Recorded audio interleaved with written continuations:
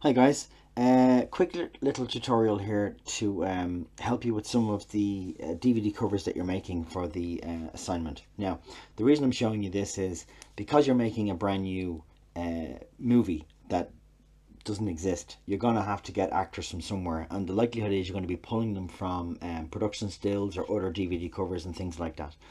And what you're trying to do is you're going to try and remove those everything else from the photo just to leave you with existing images perhaps, right? So this is just one way of doing this.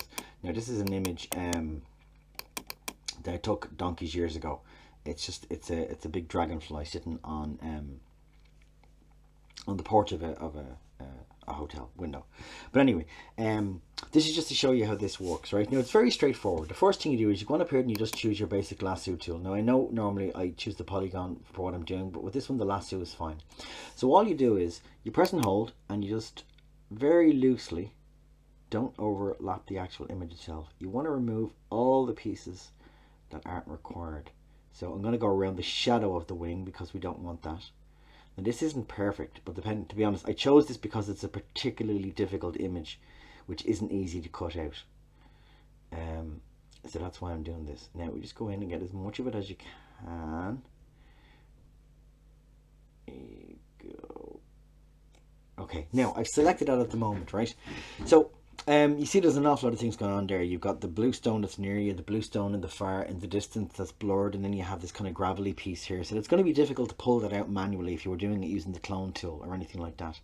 So we've selected what it is we want to remove from the photo. So have a look at this. We go up to edit and we choose content aware fill. And when we click on that, the whole thing goes green. Now, whatever is green is what it's going to use to replace the space. So if there's something in there that we don't want to use, like my name, for example, we don't want it to replace the space with my name.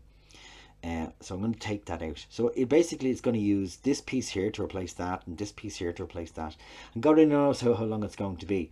But if I just remove that one piece and then hit edit or enter, okay, and then go select, deselect. Have a look at that now.